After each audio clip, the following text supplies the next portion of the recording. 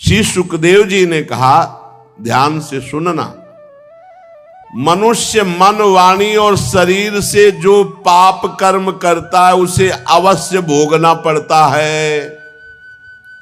यदि वो उन पापों का प्रायश्चित कर ले मरने के पहले,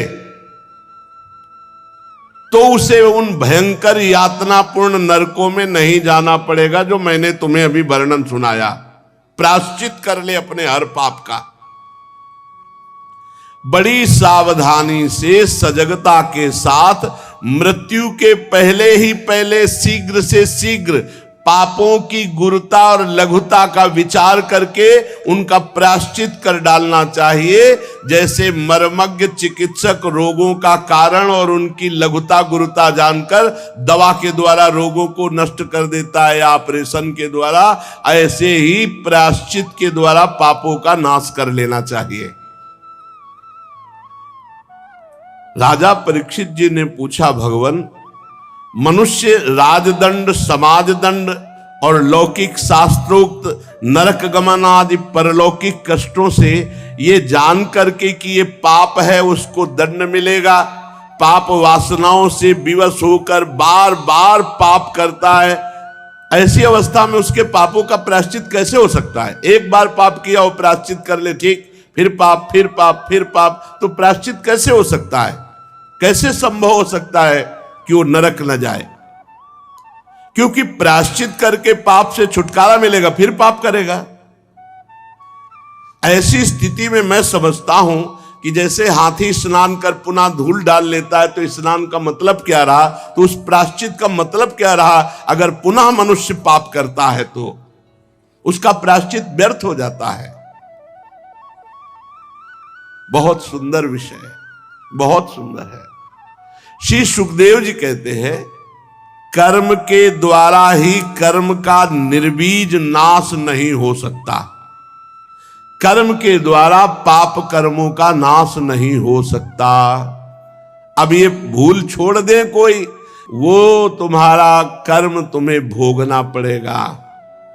उसका प्रायश्चित है एकमात्र भगवान का भजन। आगे वर्णन करेंगे। कर्म के द्वारा नाश नहीं हो सकता, ये श्री सुखदेव जी महाराज कह रहे हैं कि आपने पाप कर्म कर लिया, आप कोई और कर्म करें तो उससे वो पाप कर्म नष्ट हो जाएगा। कर्म में इतनी सामर्थ्य नहीं कि वो निर्बीज कर सके तुम्हारे पाप कर्म को। जो अज्ञान से युक्त होकर पाप कर्म करते रहते हैं, उनकी वासनाएं बनी रहती हैं और वासनाएं नए पाप कराती रहती है, इसलिए वो निष्पाप कभी नहीं हो सकते। अगर सच्चा प्रायश्चित है तो है भगवत प्राप्ति, तत्व ज्ञान। अगर उससे तत्व ज्ञान हो गया है तो जीवन मुक्त, भगवत प्राप्ति हो गई तो जीवन मुक्त।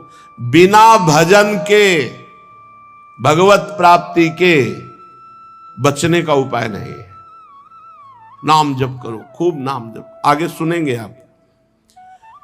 जैसे कोई पुरुष सही दवा और सुपथ्य का सेवन करे तो रोग रहित हो जाता है, ऐसे सही अनुष्ठान और अपनी पवित्र दिनचर्या तो निष्पाप हो जाएगा।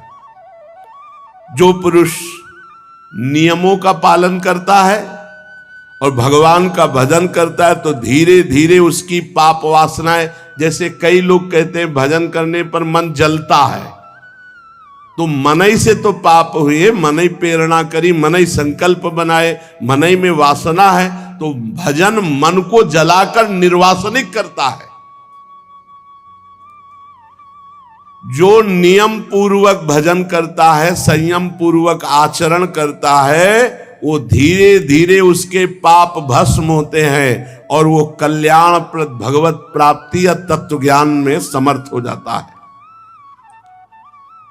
जैसे बांस के झुरमुट में लगी हुई आग बांसों को जलाकर राख कर देती है, वैसे ही श्रद्धावान धैर्यवान पुरुष ब्रह्मचर्य, तपस्या, इंद्रिय दमन, मन की स्थिरता, दान, सत्य, बाहर भीतर की पवित्रता, यम नियम और नवधा भक्ति मन वाणी शरीर द्वारा किए गए बड़े से बड़े पापों को नष्ट किया जा सकता है।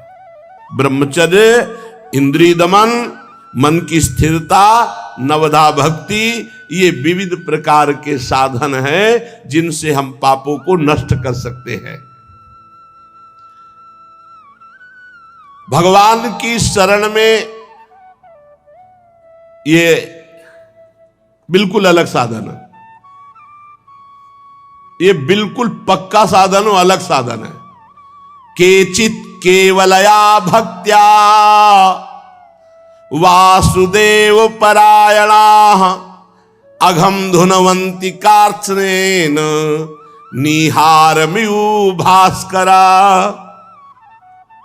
बहुत जोर की बात है, यही बात बहुत महिमामयी है जो पाप और पाप की जड़ को भी भस्म कर देता है। अन्य साधनों से पाप नष्ट हो सकते हैं लेकिन फिर वो हरे भरे नए किनगे। न तथा हर्गवान राजन पूजेत तप आदि भी यथा कृष्णार्पित प्राणस तत्पुरुष निषेवया। सीधी बात, कोई झंझट नहीं। भगवान की शरणागति में बहुत सरल बात है, बहुत सरल है। तन मन वचन प्राण सब भगवान को समर्पित कर दिए। बोले केचित, केचित माने कोई बिरला ही ये साधन पकड़ पाता है। भगवान की शरण में होकर केवल भगवान का स्मरण तो सारे पापों को उसी प्रकार भस्म कर देता है। भगवान का नाम जब जैसे सूर्य उदय होते ही कुहरे का कहीं पता नहीं चलता, ऐसे ही पाप पाप प्रवृत्ति दोनों का नाश भगवान की शरण में होकर नाम जप। अघम धुनवंती कार्चनेन, सारे पाप उसके धुल जाते हैं। ये खुद कह रहे श्री सुखदेव जी। ये अन्य साधनों से ऐसा नहीं होता, तपस्यादि के द्वारा भी ऐसा नहीं होता कि जड़ से पाप नष्ट हो जाए। जगत में ये सबसे निराला पंथ है, भगवान का आश्रय लेकर शरणागति लेकर भगवान का नाम जप, ये सर्वश्रेष्ठ है।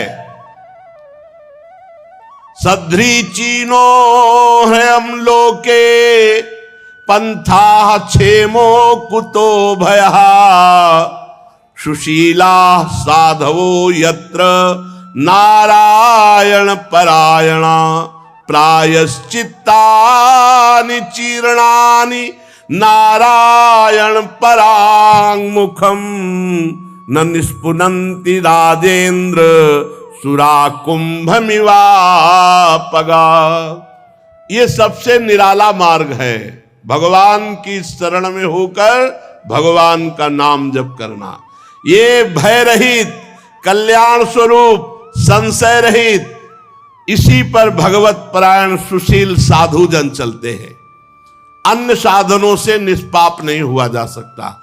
जैसे उदाहरण दे रहे हैं, जैसे सुरा कुंभ मिवापगाहा, शराब भरे हुए घड़े को आप चाहे जितनी बार धोएं, वो शराब के घड़े से कभी शंकर जी में जल नहीं चढ़ाया जा सकता, वो अपवित्र हो जाता है। ऐसे ही अन्य साधनों से चाहे जितना आप पाप को नष्ट करने की कोशिश करें, नष्ट नहीं होगा। लेकिन भगवान की शरण में हो गए, हो गया। भगवान की शरण में हो गए, तन मन प्राण समर्पित कर दिए, अब परम पवित्र हो गए। कोई भी पाप का दंड उसे नहीं भोगना पड़ेगा। जिन्होंने अपने भगवद गुणानुरागी मन मधुकर को भगवान श्री कृष्ण चंद्र के चरणारविंद मकरंद का एक बार पान करा दिया, ओहो, सकृन मनः कृष्ण पदारविंदयोर निवेशितम तद्गुण रागियैरिहि नाते यमं पास भृतश्च तद्भटान स्वप्ने पश्यन्ति चीर्ण निष्कृता। एक बार जिसने भगवान श्री कृष्ण का आश्रय ले लिया, एक बार भगवान श्री कृष्ण का स्मरण किया, सारे प्रायश्चित हो गए। स्वप्न में भी यमराज के दूत नहीं दिखाई देंगे, नरक जाने की तो बात ही क्या रही, स्वप्न में भी। परीक्षित, इस विषय में महात्मा लोग एक प्राचीन इतिहास कहा करते हैं। उसमें भगवान श्री हरि और यमराज के दूतों का संवाद है, तुम ध्यान से उसे सुनो। कान्यकुब्ज नगर कन्नौज में एक ब्राह्मण रहता था, उसका नाम था अजामिल। वो वैश्या के प्रसंग को देख करके बड़ा आसक्त चित्त होकर वैश्यागामी और पूरा का पूरा दूषित सदाचार नष्ट हो चुका था। वो इतना नीच हो गया था कि रात दिन वैश्या का सहवास करता, उसी के पास रहता, उसको रिझाने के लिए बटोहियों को लूटता, उनकी हिंसा कर देता, जुआ खेलता, धोखाधड़ी से धन ला करके वैश्या को संतुष्ट करता। निंदनीय वृत्ति का आश्रय लेकर वो अपने कुटुंब का भरण पोषण करता और बहुत से प्राणियों की हिंसा कर चुका था, बहुत से प्राणियों को लूट चुका था, वो बहुत से प्राणियों का पाप कर्म एकत्रित कर चुका था। अब वो उसी वैश्या के साथ जो बच्चे पैदा हुए, उन्हीं के दुलार लालन पालन में समय उसका नष्ट हो गया। बहुत बड़ा आयु का लंबा भाग व्यतीत हो गया। 88 वर्ष की उसकी अवस्था आ गई। उसने वैश्या से 10 पुत्र उत्पन्न किए थे। सबसे छोटे का नाम नारायण रखा था। ये स्वयं नहीं रखा था, जब भगवान अहेतुकी कृपालु है, अहेतुकी कृपा करते हैं तो साधु समागम होता है। भक्तमाल जी में इनका चरित्र है। एक बार एक भगवत प्रेमी महात्माओं की साधु मंडली आई, तो भ्रमण करते थे साधुजन, तो उधर कन्नौज होते हुए निकले। तो उसी नगर में पूछा, भाई कोई पवित्र ब्राह्मण हो जिसके यहां भिक्षा ले सके, कोई एकांतिक बगीचा हो। तो विनोद करने वाले, उपहास करने वाले गांव में भी लोग होते हैं। उनका बहुत सबसे ज्यादा पवित्र अजामिल ब्राह्मण है और बगीचा भी बहुत जोर का है, और था जोर का बगीचा क्योंकि वैश्या का था उपवन। संत महात्मा विश्वास ही परम धन होता है। वो विश्वास करके गए, बगीचे में ठाकुर जी के लिए जल छिड़का और आसन लगाया और आरती पूजा शुरू। और उधर अजामिल जो है 2-4 पशुओं की हिंसा करके उनको लेके आ रहा था। बगीचे में गया, देखा साधु महात्मा तो वैसा तो नहीं कि वो ये ना जानता हो कि साधु महात्मा क्या होते हैं। पशुओं को दूर फेंका जो मृग आदि मार कर लाया था, और गया साष्टांग दंडवत किया और रो पड़ा, भगवान आज पता नहीं मुझ नीच अधम का कौन सा सौभाग्य उदय हुआ कि आप भगवत प्रेमी महात्माओं का सानिध्य। प्रभु मैं तो बहुत नीच हूं, आप यहां कैसे आ गए? तो उनका गांव के लोगों ने बताया कि उत्तम ब्राह्मण है। तो बोले, प्रभु देख ही रहे हो आप, हम कैसे उत्तम हैं। वैश्या के संग रहते हैं, हिंसादि चोरी लूटपाट से अपना पेट पालते हैं। प्रभु मेरी दुर्गति हो गई। तो उनका अब तो कोई साधन बन नहीं सकता, अब हम तुम्हारे भाग्य की रेखा देख रहे, एक पुत्र और होगा, उसका नाम नारायण रख देना। और संतों ने अपना आसन उठाया और अपवित्र स्थान में भगवान का भोग बनाना, भगवान का भोग लगाना हो नहीं सकता, वहां से चल पड़े। कुछ समय बाद जो 10वां पुत्र हुआ, उसका नारायण नाम रखा। सबसे छोटे का नाम नारायण था। अजामिल का बहुत प्यार स्वाभाविक नारायण पर था। देखो, घर परिवार में भगवान नाम ही रखना चाहिए तो बहुत अच्छा रहता है। बार बार अब देखो, उसको इसी पुत्र से प्यार था तो नारायण, इधर नारायण, कितना बढ़िया भाग्य। और ऐसे रखे जाते थे, नाम ऐसे रखे जाते थे। अब चला है कुछ ऐसा नाम और ऐसे ऐसे नाम है कि इनका कोई अर्थ है नहीं है, कोई अर्थ है नहीं है। पहले नाम राम कुमार, कृष्ण कुमार, हम ऐसे नाम रखे जाते थे। भगवान नामों से रखा जाता था कि कई बार बुलाया जाए तो वाणी पवित्र हो जाए। तो अब ऐसे नाम रखे जाते हैं। हमें लगता है कि भगवान नाम विचार पूर्वक रखना चाहिए। तो अब जैसे किसी का नाम आप रख दो हरिवंश, तो आप दिन में सैकड़ों बार हरिवंश हरिवंश, राधा तो सैकड़ों बार राधा राधा, ऐसे भगवान नाम रखना चाहिए। नाम जरूर भगवान रखना, कल्याण हो। मान लो किसी से प्यार हो जाए, बच्चा बच्ची किसी से, वो अंतिम समय ऐसे पुकारे राधा, तो काम बन जाएगा। देखो अब वो अपने इस बालक पर 88 वर्ष का वृद्ध अजामिल, बड़ा मोह, और मोह क्या मतलब, पूरी श्रद्धा के संतों ने कहा है नारायण नाम रखना, तो इसलिए बहुत प्यार करता है। संपूर्ण हृदय अपने बच्चे को दे दिया, नारायण बच्चे को। अब वो बच्चा तोतली बाली, बाल सुलभ खेल, अजामिल आसक्त हो गया। अजामिल उसी के साथ खाता पीता, उसी के साथ समय ज्यादा व्यतीत करता। अब जिसको पता नहीं होता, असावधान व्यक्ति के ऊपर मृत्यु का प्रहार होता है। मृत्यु सिर पर आ पहुंची।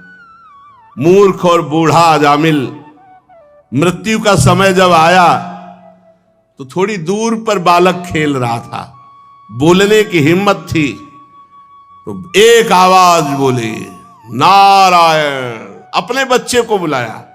ये तो कहो संत कृपा से नारायण नाम रखा, हाँ बढ़िया नाम रखना चाहिए। अब तो कुछ पता ही नहीं चलता कि नाम क्या, कौन कौन से नाम। पहले तो विचार पूर्वक नाम रखे जाते थे, ऋषि मुनियों से विचार करवाया जाता, फिर नाम रखा जाता था। अजामिल ने देखा भयंकर यमदूत, हाथ में फांसी और टेढ़े टेढ़े भयंकर मुंह, दांत और रोए।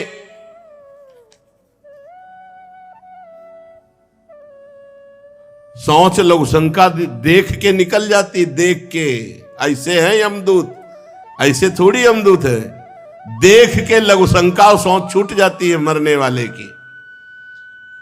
व्याकुल होकर ऊंचे स्वर से पुकारा नारायण। बलिहार, संतों की बलिहार कि ऐसी अंतिम बात बन गई, अंतिम बात बन गई। ज्यों ही नारायण पुकारा कि दिव्य चतुर्भुज भगवान नारायण के पार्षद दो उपस्थित हो गए। झटपट आकर यमदूतों की फांसी काटी। अजामिल के सूक्ष्म शरीर को अभी वो खींच ही ना शुरू ही किया था, भगवान के दूतों ने, श्रीहरि दूतों ने बलपूर्वक उन्हें डांट कर रेप और यमपाश काट दी।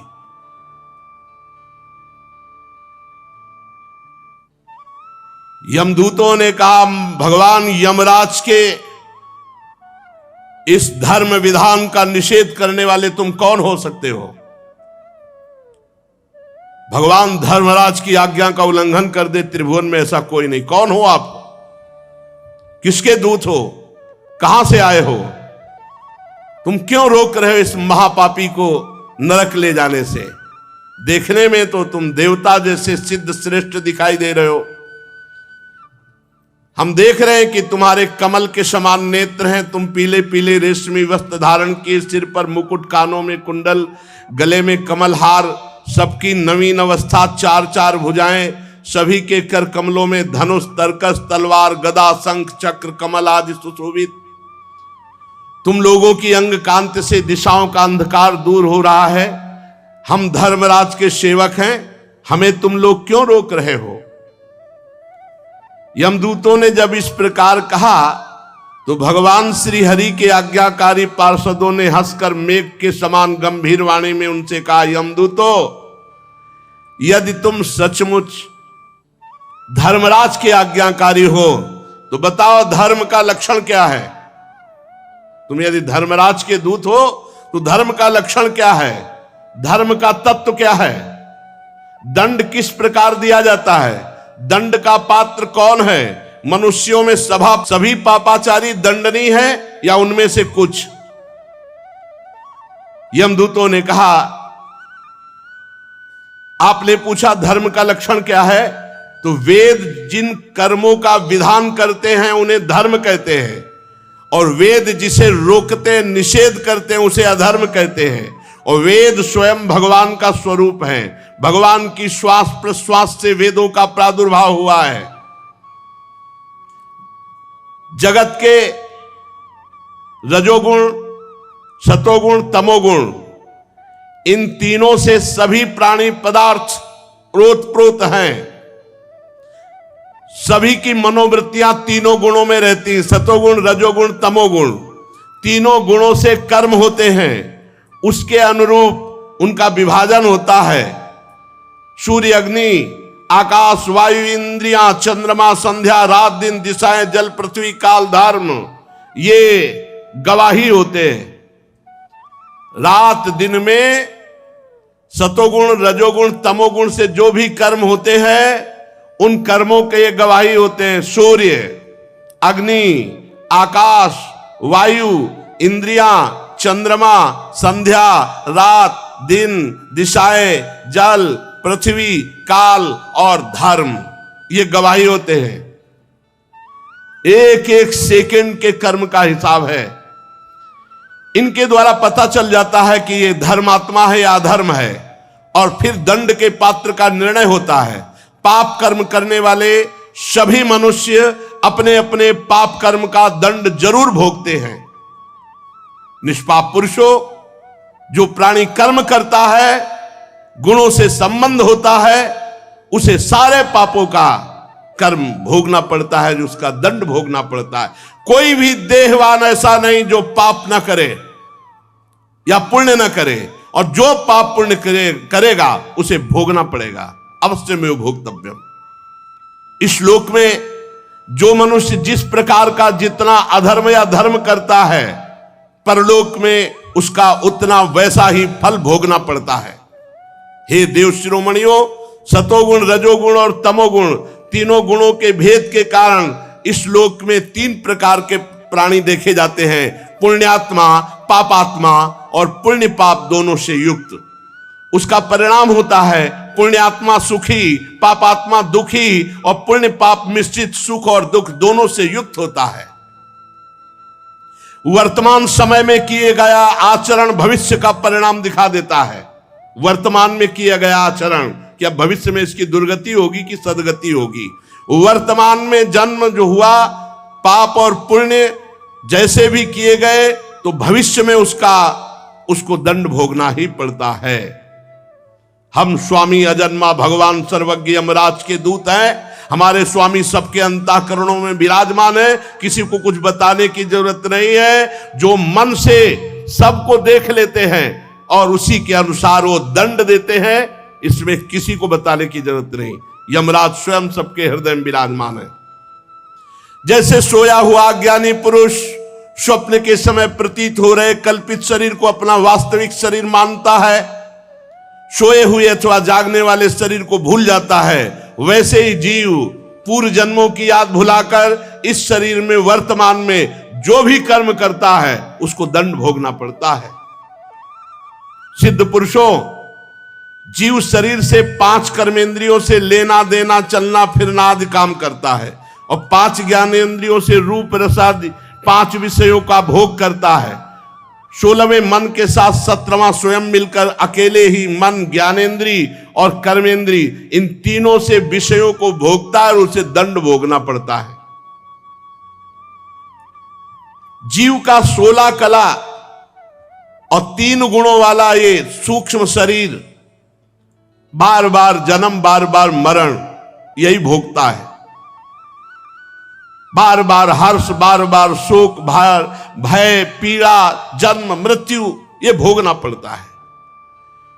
कामवश पाप करता है, काम से प्रेरित होकर, क्रोधवश पाप करता है, लोभवश पाप करता है, मोहवश पाप करता है, अहंकारवश पाप करता है, ईर्ष्यावश, इनके द्वारा पाप कर्म होता है और उसे भोगना पड़ता है।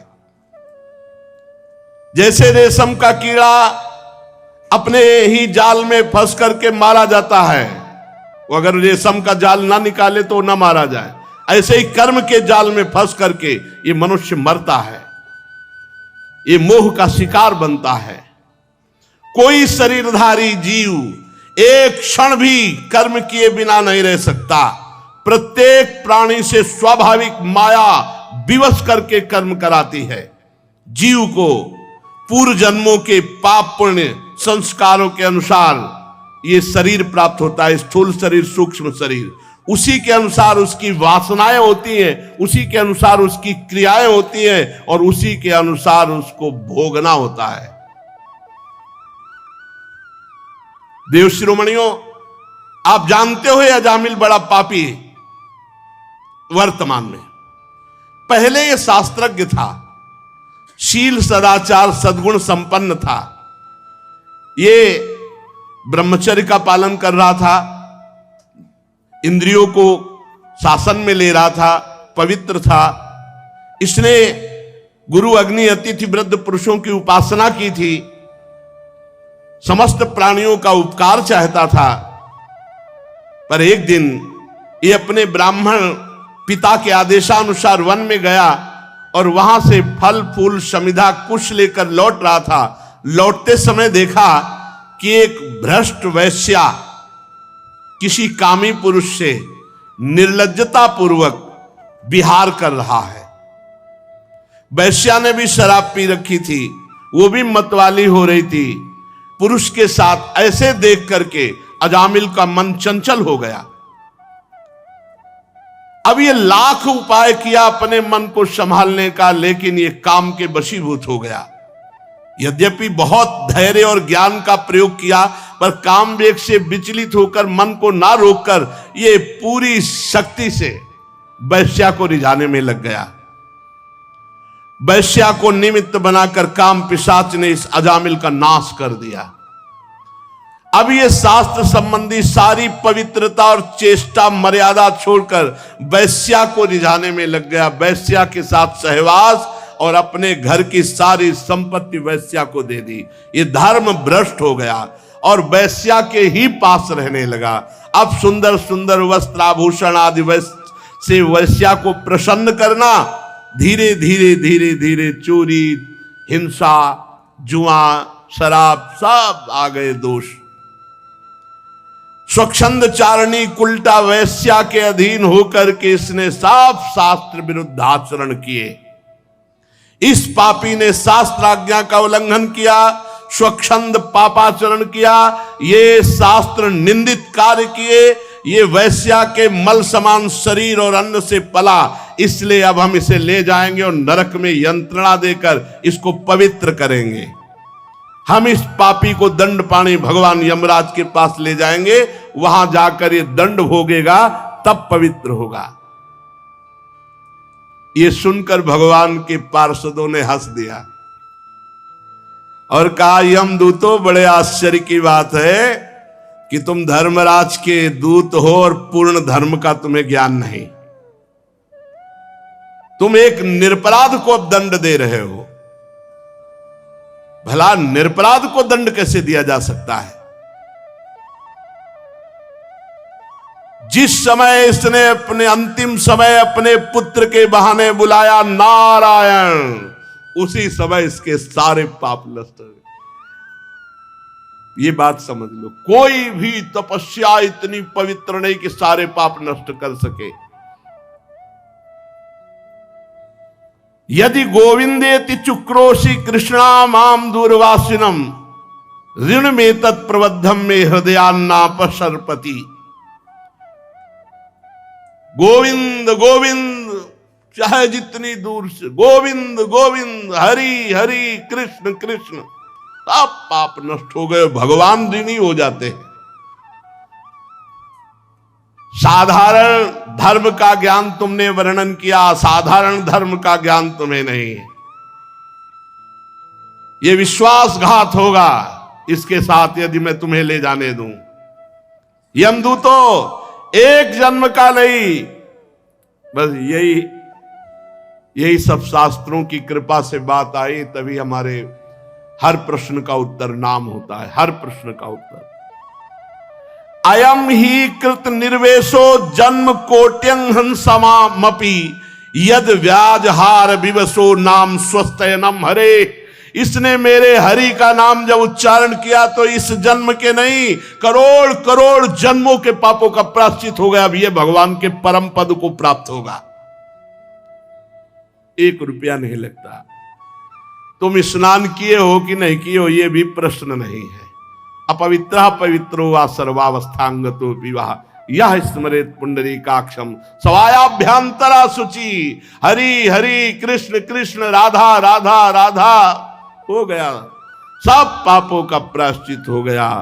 अयम ही कृत निर्वेशो जन्म कोट्यंग सामपि, करोड़ों जन्मों के पापों का इसने प्रायश्चित कर लिया जिस समय इसने हमारे स्वामी नारायण का नाम पुकारा।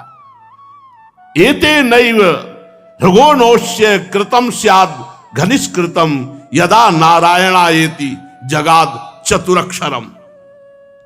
जिस समय 4 अक्षर पुकारा नारायण, उसी समय ये पूर्ण निष्पाप हो गया, पूर्ण निष्पाप हो गया, समस्त पापों का प्रायश्चित कर लिया। ध्यान दो, भगवान के पार्षद बोल रहे, स्तेनः शुरापो मित्र ध्रुव ब्रह्म गुरुतल्पगः स्त्री राज पितृ गोहंता ये च पातकिनो परे सर्वेशामप्यघवता मिदमेव सुनिष्कृतम नाम व्याहरणम विष्णोर यतस्तद्विषयामति। चोर, शराबी, मित्रद्रोही, ब्रह्मघाती, गुरुपत्नीगामी, ऐसे लोगों का संगी, स्त्री, राजा, पिता, गौहत्या, चाहे जितना बड़ा पाप हो गया हो और भगवान की शरण में आकर ये उच्चारण कर दे हरि हरि हरि कृष्ण कृष्ण कृष्ण गोविंद गोविंद गोविंद, बस सब पापों का प्रायश्चित हो गया। अहम त्वं सर्व पापेभ्यो मोक्षयिष्यामि मा शुचः। इसीलिए भगवान की शरण में होकर भगवान का नाम जप करो, बस सब मंगल ही मंगल है, आप चिंता मत करो। इसमें कौन सा पैसा लगता है, हृदय से भगवान के आश्रित हो जाओ और खूब नाम जप करो। अरे पाप की तो बात जाने दो, भगवत प्राप्ति हो जाएगी, भगवान की सानिध्य का निरंतर अनुभव होगा। खूब नाम जप करो, भगवत आश्रित रहो। शेष चर्चा आगे। श्री राधा वल्लभ लाल की।